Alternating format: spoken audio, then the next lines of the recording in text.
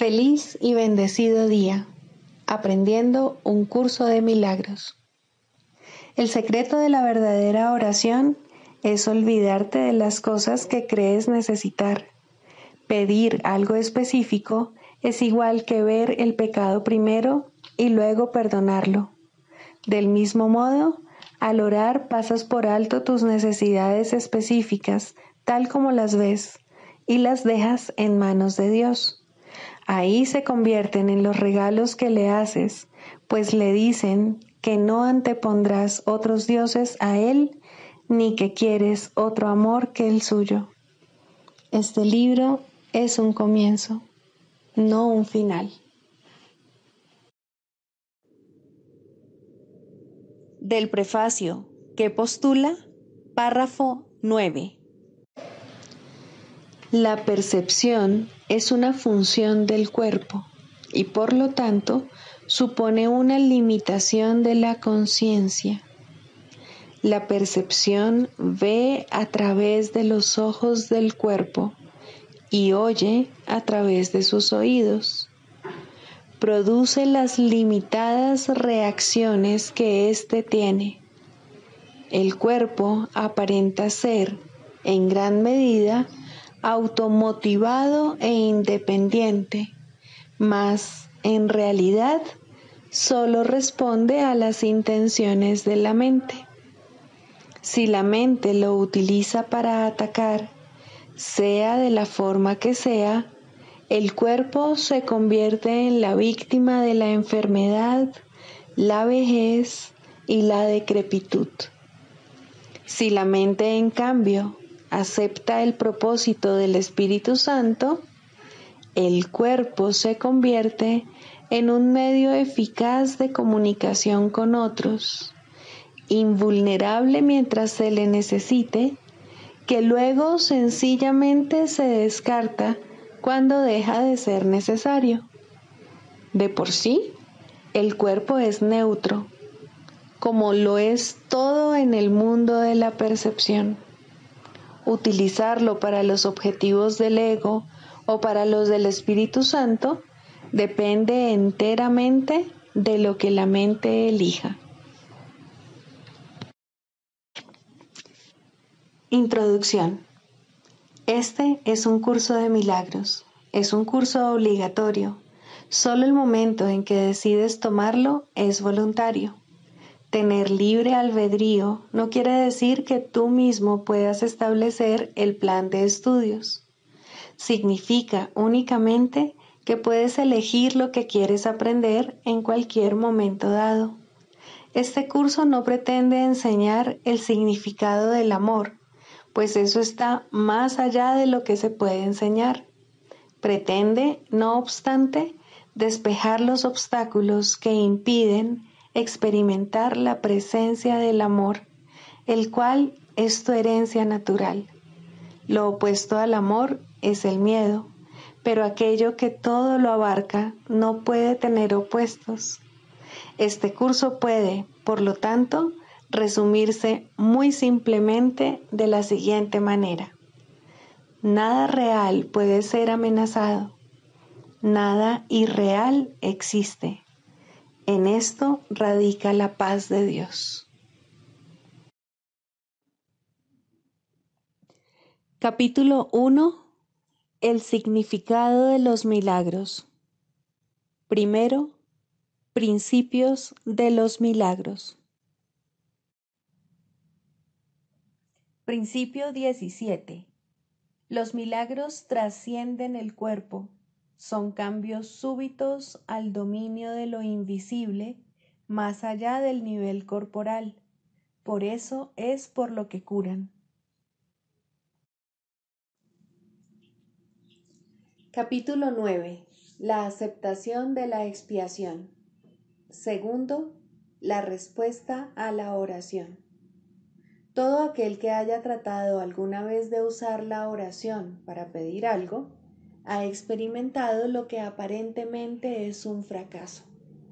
Esto es cierto, no solo en relación con cosas específicas que pudieran ser perjudiciales, sino también en relación con peticiones que están completamente de acuerdo con lo que este curso postula. Esto último, en particular, puede interpretarse incorrectamente como una prueba de que el curso no es sincero en lo que afirma. Tienes que recordar, no obstante, que el curso afirma y, repetidamente, que su propósito es ayudarte a escapar del miedo. Supongamos, pues, que lo que le pides al Espíritu Santo es lo que realmente deseas, pero aún tienes miedo de ello. Si ese fuese el caso, obtenerlo ya no sería lo que deseas. Por eso es por lo que algunas formas específicas de curación no se logran, aun cuando se haya logrado el estado de curación. Un individuo puede pedir ser curado físicamente porque tiene miedo del daño corporal. Al mismo tiempo, si fuese curado físicamente, la amenaza que ello representaría para su sistema de pensamiento podría causarle mucho más miedo que la manifestación física de su aflicción. En ese caso, no estaría pidiendo realmente que se le liberase del miedo, sino de un síntoma que él mismo eligió. Por lo tanto, no estaría pidiendo realmente ser curado. La Biblia subraya que toda oración recibirá respuesta, y esto es absolutamente cierto. El hecho mismo de que se le haya pedido algo al Espíritu Santo garantiza una respuesta. Es igualmente cierto, no obstante, que ninguna de las respuestas que Él dé incrementará el miedo. Es posible que su respuesta no sea oída. Es imposible, sin embargo, que se pierda. Hay muchas respuestas que ya has recibido, pero que todavía no has oído, y yo te aseguro que te están esperando. Si quieres tener certeza de que tus oraciones son contestadas, nunca dudes de un hijo de Dios. No pongas en duda su palabra ni la confundas, pues la fe que tienes en Él es la fe que tienes en ti mismo. Si quieres conocer a Dios y su respuesta, cree en mí, cuya fe es inquebrantable. ¿Cómo ibas a poder pedirle algo al Espíritu Santo sinceramente y al mismo tiempo dudar de tu hermano? Cree en la veracidad de sus palabras por razón de la verdad que mora en él. Te unirás a la verdad en él y sus palabras serán verdaderas. Al oírlo a él, me oirás a mí. Escuchar la verdad es la única manera de poder oírla ahora y de finalmente conocerla. El mensaje que tu hermano te comunica depende de ti. ¿Qué te está diciendo? ¿Qué desearías que te dijese? Lo que hayas decidido acerca de tu hermano determina el mensaje que recibes. Recuerda que el Espíritu Santo mora en él y su voz te habla a través de él. ¿Qué podría decirte un hermano tan santo excepto la verdad? ¿Mas le escuchas? Es posible que tu hermano no sepa quién es, pero en su mente hay una luz que sí lo sabe. El resplandor de esta luz puede llegar hasta tu mente, infundiendo verdad a sus palabras y haciendo posible el que las puedas oír. Sus palabras son la respuesta que el Espíritu Santo te da a ti. ¿Es la fe que tienes en tu hermano lo suficientemente grande como para permitirte oír dicha respuesta? No puedes rezar solo para ti de la misma manera en que no puedes encontrar dicha solo para ti. La oración es la reafirmación de la inclusión dirigida por el Espíritu Santo de acuerdo con las leyes de Dios. En tu hermano reside tu salvación. El Espíritu Santo se extiende desde tu mente a la suya y te contesta. No puedes oír la voz que habla por Dios solo en ti porque no estás solo. Y su respuesta va dirigida únicamente a lo que eres. No podrás saber la confianza que tengo en ti a no ser que la extiendas. No tendrás confianza en la dirección que te ofrece el Espíritu Santo o no creerás que es para ti a menos que la oigas en otros. Tiene que ser para tu hermano por el hecho de que es para ti. ¿Habría acaso creado Dios una voz que fuese solo para ti? ¿Cómo podrías oír su respuesta, excepto cuando el Espíritu Santo responde a todos los hijos de Dios? Oye de tu hermano lo que quisieras que yo oyese de ti, pues tú no querrías que yo fuese engañado. Al igual que Dios, yo te quiero por razón de la verdad que mora en ti. Tal vez tus engaños te engañen a ti, pero a mí no me pueden engañar. Puesto que sé lo que eres, no puedo dudar de ti. Oigo solo al Espíritu Santo, quien me habla a través de ti. Si me quieres oír, oye a mis hermanos en quienes la voz que habla por Dios se expresa. La respuesta a todas tus oraciones reside en ellos. Recibirás la respuesta a medida que la oigas en todos tus hermanos. No escuches nada más, pues, de lo contrario, no estarás oyendo correctamente. Cree en tus hermanos porque yo creo en ti, y aprenderás que está justificado que yo crea en ti. Cree en mí creyendo en ellos, en virtud de lo que Dios les dio. Te contestarán si aprendes a pedirles solamente la verdad. No pidas bendiciones sin bendecirlos, pues solo de esta manera puedes aprender cuán bendito eres. Al seguir este camino estarás buscando la verdad en ti. Esto no es ir más allá de ti mismo, sino hacia ti mismo. Oye únicamente la respuesta de Dios en sus hijos y se te habrá contestado. No creer es estar en contra o atacar. Creer es aceptar y también ponerse de parte de aquello que aceptas. Creer no es ser crédulo, sino aceptar y apreciar. No puedes apreciar aquello en lo que no crees, ni puedes sentirte agradecido por algo a lo que no le atribuyes valor.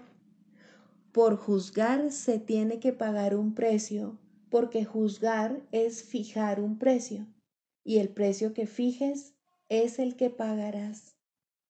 Si pagar se equipara con obtener, fijarás el precio bajo, pero exigirás un alto rendimiento. Te habrás olvidado de que poner precio es evaluar, de tal modo que el rendimiento que recibes es directamente proporcional al valor atribuido. Por otra parte, si pagar se asocia con dar, no se puede percibir como una pérdida y la relación recíproca entre dar y recibir se reconoce. En este caso se fija un precio alto debido al valor del rendimiento. Por obtener hay que pagar un precio. Se pierde de vista lo que tiene valor, haciendo inevitable el que no estimes lo que recibes. Al atribuirle poco valor, no lo apreciarás ni lo desearás. Nunca te olvides, por consiguiente, de que eres tú el que determina el valor de lo que recibes y el que fija el precio de acuerdo con lo que das. Creer que es posible obtener mucho a cambio de poco es creer que puedes regatear con Dios. Las leyes de Dios son siempre justas y perfectamente consistentes. Al dar, recibes, pero recibir es aceptar, no tratar de obtener algo. Es imposible no tener pero es posible que no sepas qué tienes. Estar dispuesto a dar es reconocer que tienes, y solo estando dispuesto a dar, puedes reconocer lo que tienes. Lo que das, por lo tanto, equivale al valor que le has adjudicado a lo que tienes, al ser la medida exacta del valor que le adjudicas. Y esto, a su vez, es la medida de cuánto lo deseas. Así pues, solo puedes pedirle algo al Espíritu Santo dándole algo, y solo puedes darle algo allí donde lo reconoces. Si reconoces al Espíritu Santo en todos, imagínate cuánto le estarás pidiendo y cuánto habrás de recibir. Él no te negará nada porque tú no le habrás negado nada a Él, y de este modo podrás compartirlo todo. Esa es la manera y la única manera de disponer de su respuesta, porque su respuesta es lo único que puedes pedir y lo único que puedes desear. Dile pues a todo el mundo: puesto que mi voluntad es conocerme a mí mismo, te veo a ti como el Hijo de Dios y como mi hermano.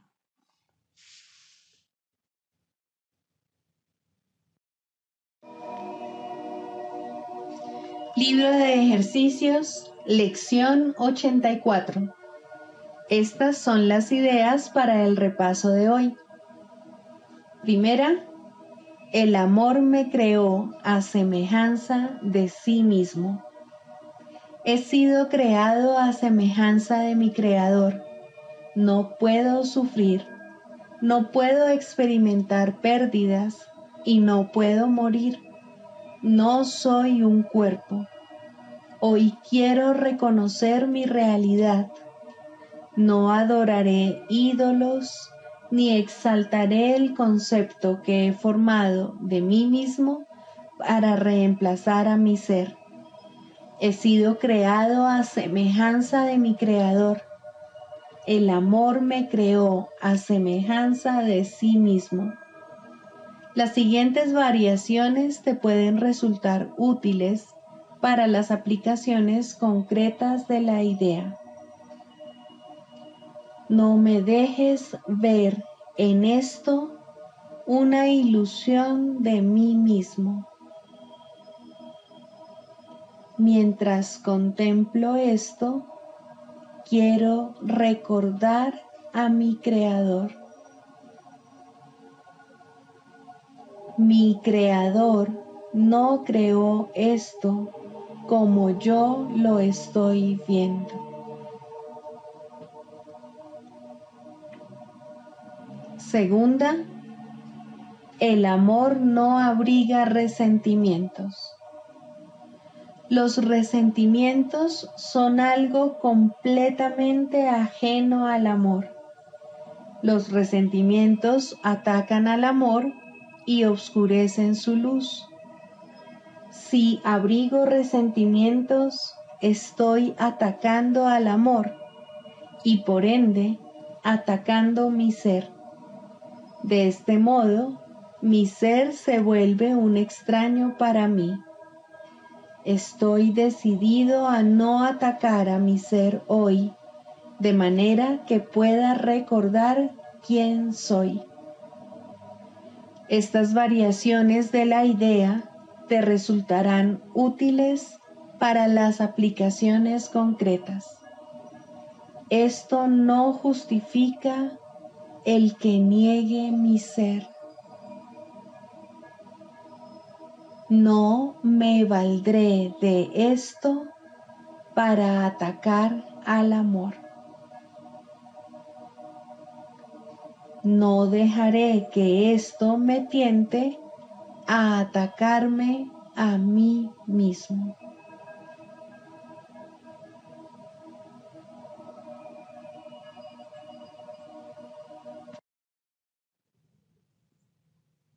Del Manual para el Maestro, pregunta 4. ¿Cuáles son las características de los maestros de Dios? 5. Júbilo. El júbilo es el resultado inevitable de la mansedumbre. La mansedumbre significa que el miedo es ahora imposible. ¿Qué podría entonces obstaculizar el júbilo? Las manos abiertas de la mansedumbre están siempre colmadas. Los mansos no experimentan dolor, no pueden sufrir. ¿Cómo no habrían de ser felices? Están seguros de que son amados y de que, por lo tanto, están a salvo. El júbilo va unido a la mansedumbre, tan inevitablemente como el pesar acompaña al ataque. Los maestros de Dios confían en Él y están seguros de que su Maestro va delante de ellos, asegurándose de que no les acontezca ningún daño. Disponen de sus dones y siguen su camino, porque la voz de Dios los dirige en todo. El júbilo es su himno de gratitud, y Cristo los contempla también con agradecimiento. La necesidad que Él tiene de ellos es tan grande como la que ellos tienen de Él. Qué gozo tan inmenso compartir el propósito de la salvación.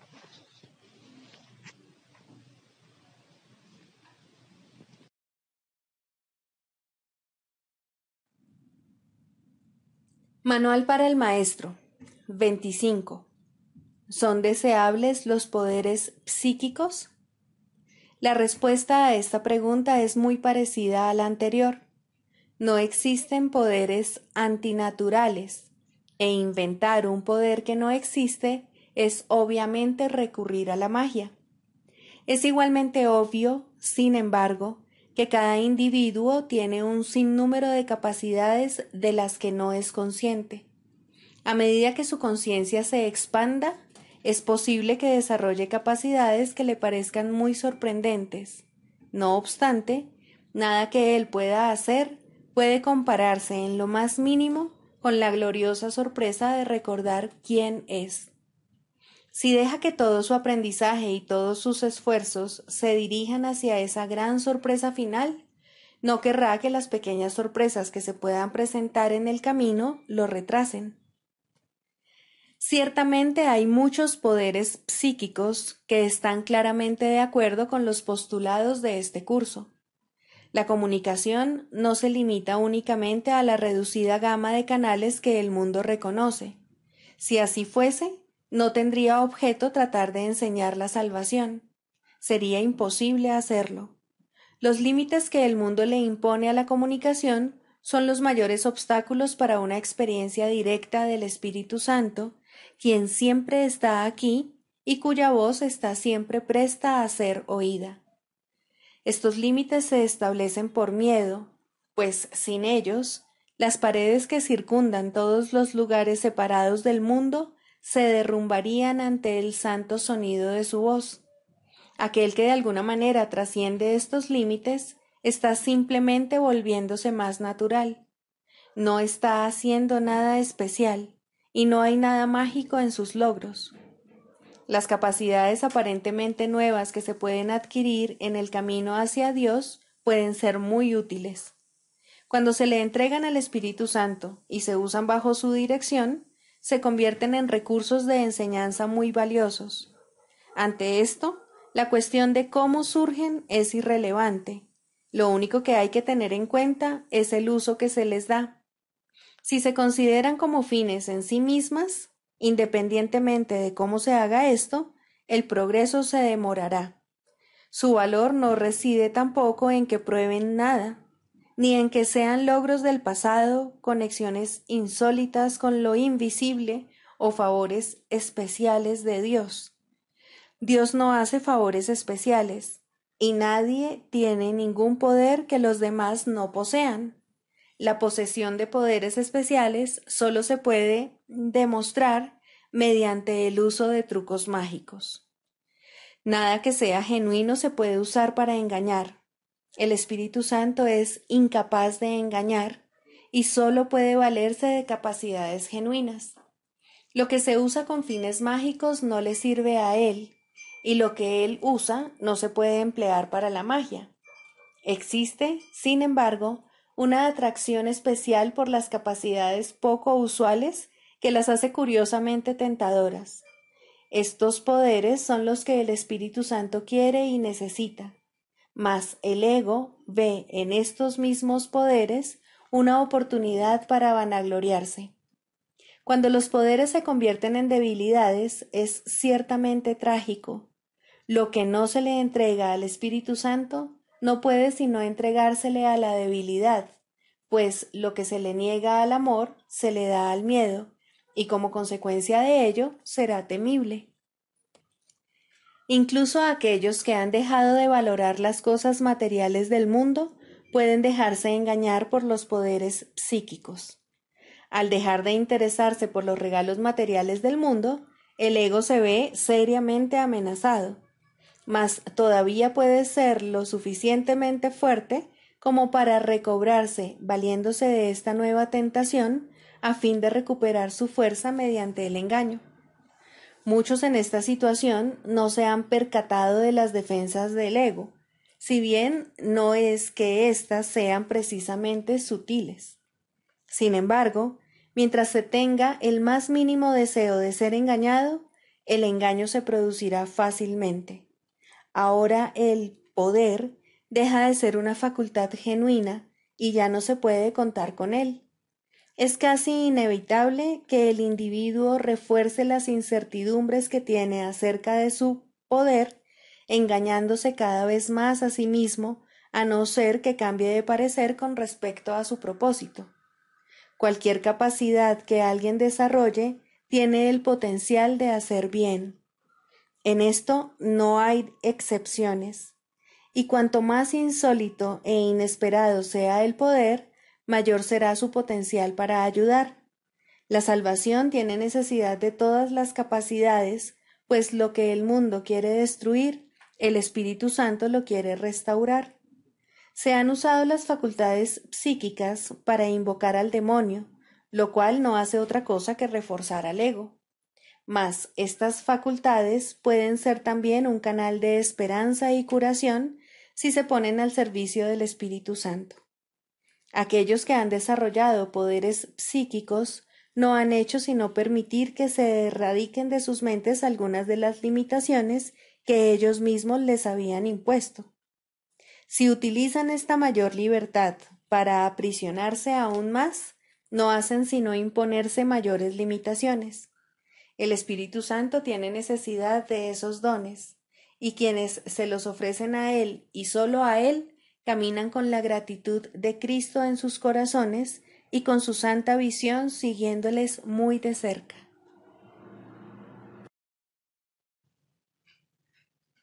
Clarificación de términos. El ego, el milagro. Las ilusiones no perdurarán. Su final es indudable y eso es lo único que es seguro en su mundo. Por eso es por lo que es el mundo del ego. ¿Qué es el ego?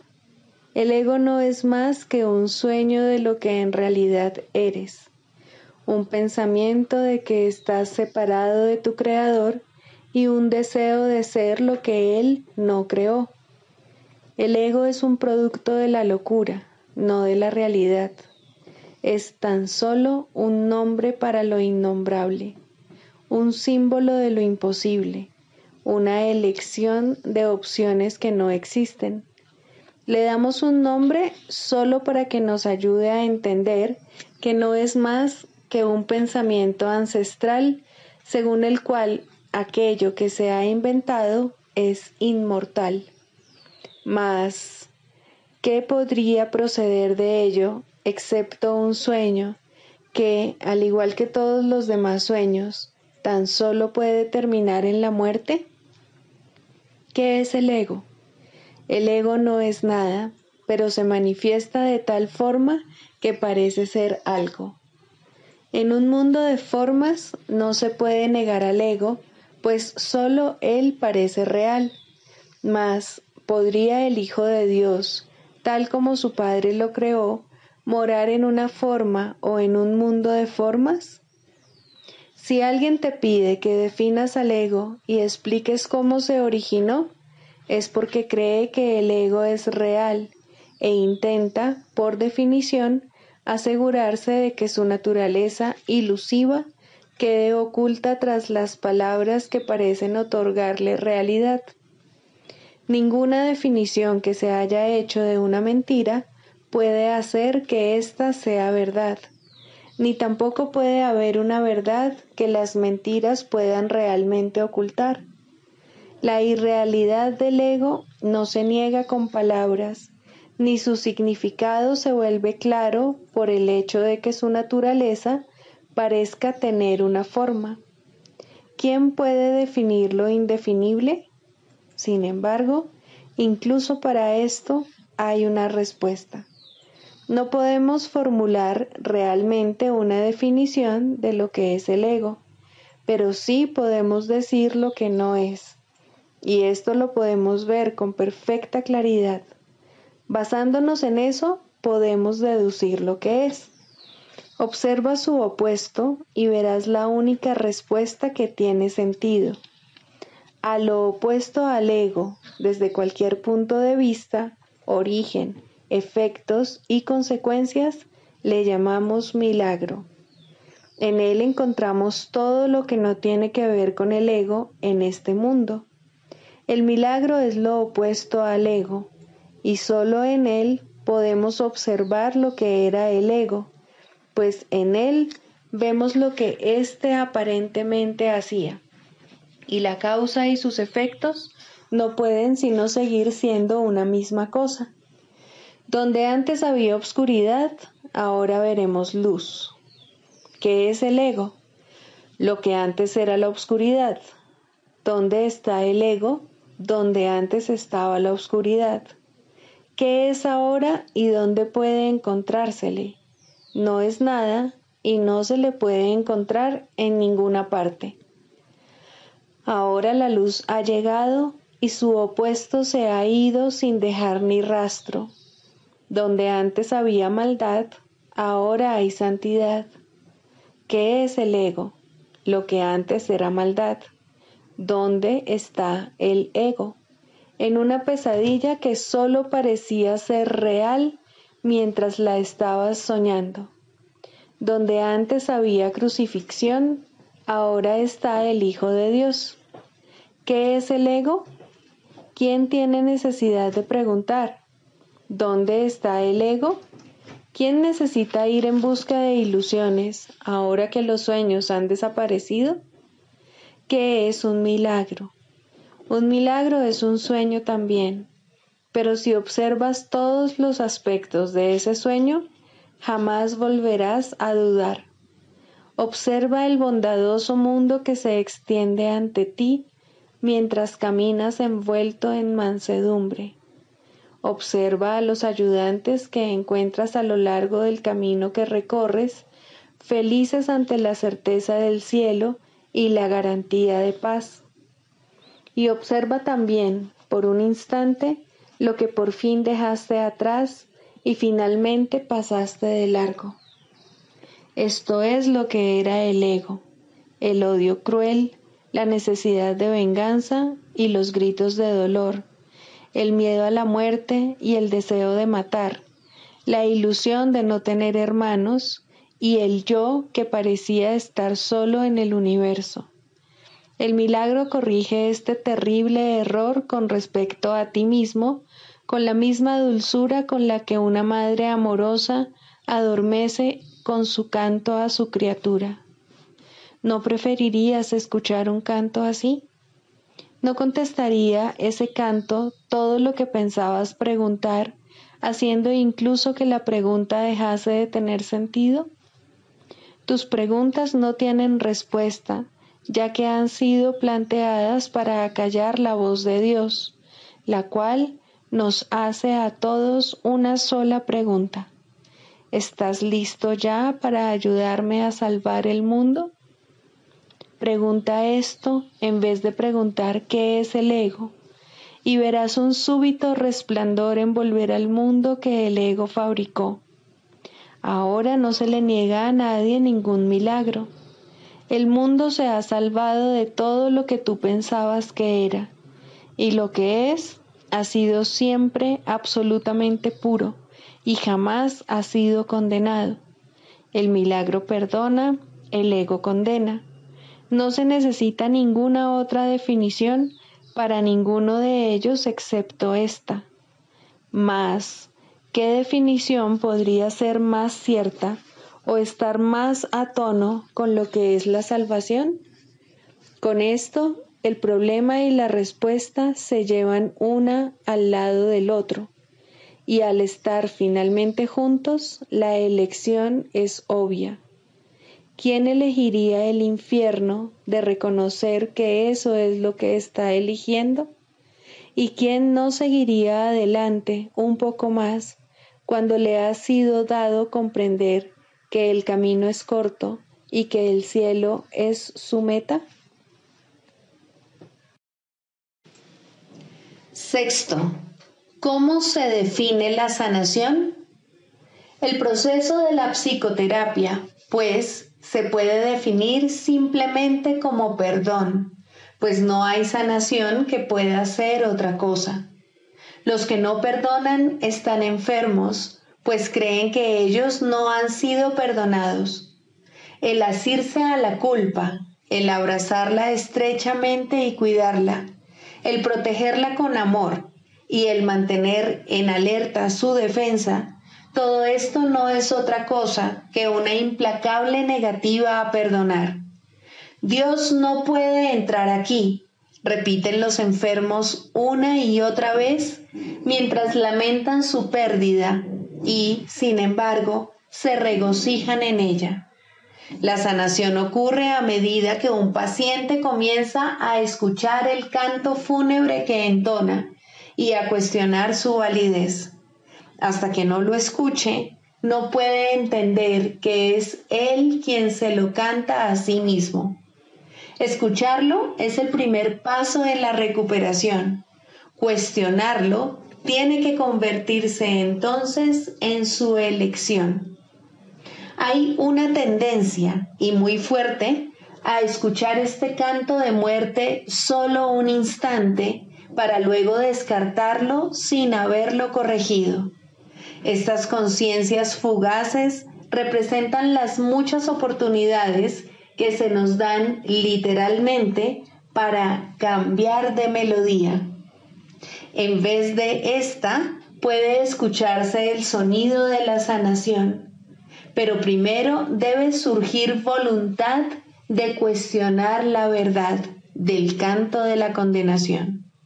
Las distorsiones extrañas que se tejen inextricablemente al interior del concepto del yo, que en sí no es otra cosa que una pseudocreación, hacen que este feo sonido parezca verdaderamente hermoso.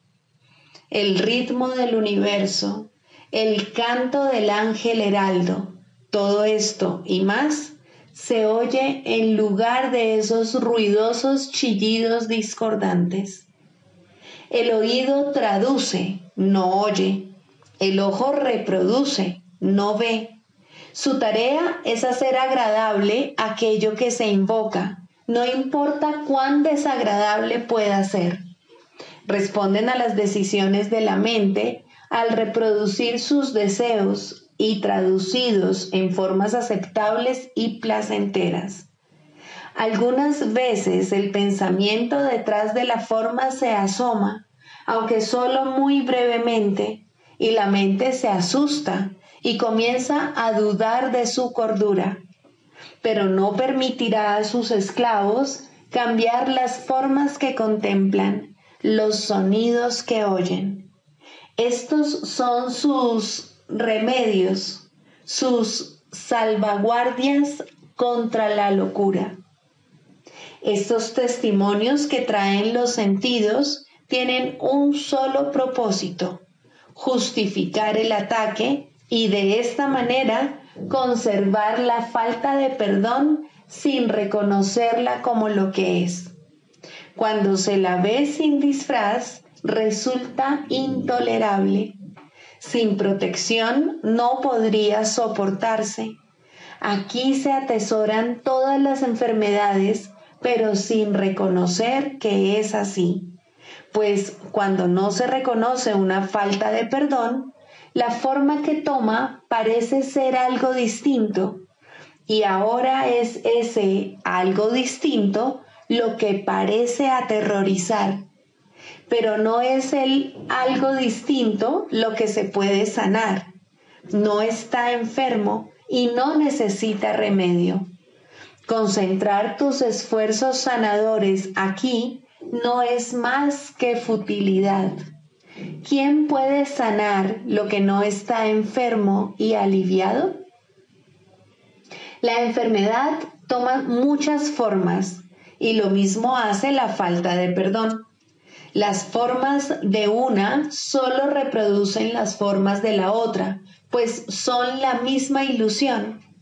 Tan fielmente la una se traduce en la otra que un estudio cuidadoso de la forma de una enfermedad revelará con bastante claridad la forma de falta de perdón que representa.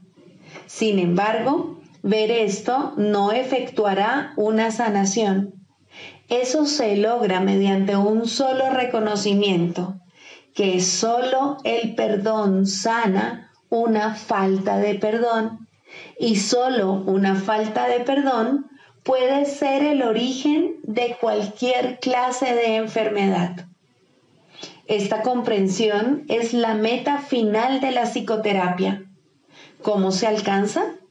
El terapeuta ve en el paciente todo lo que no ha perdonado en sí mismo y de esta manera se le da otra oportunidad de mirarlo, someterlo a una nueva evaluación y perdonarlo.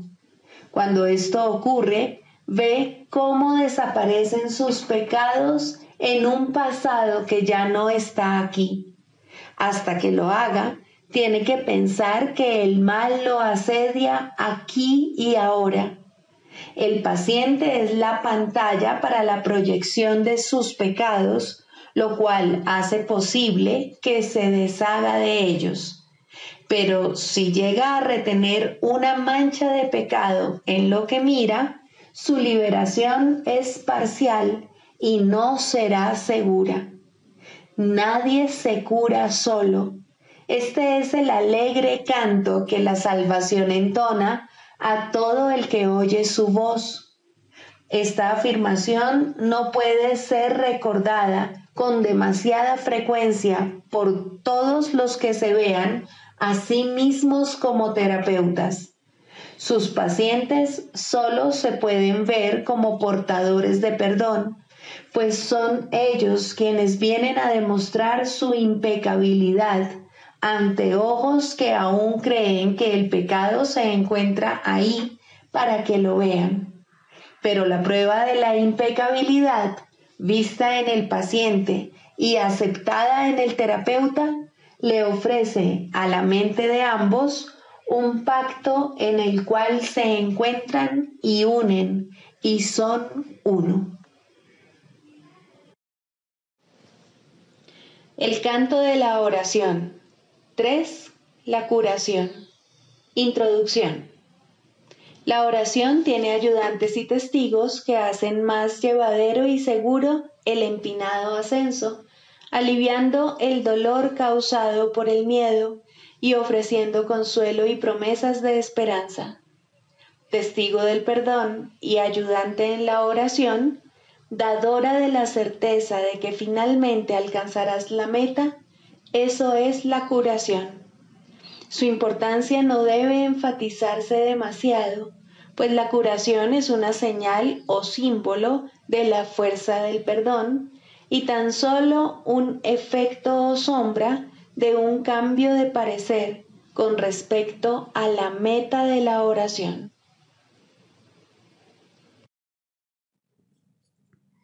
Sigamos a Jesús haciendo del perdón algo tan natural como respirar y algo tan vital como el aire.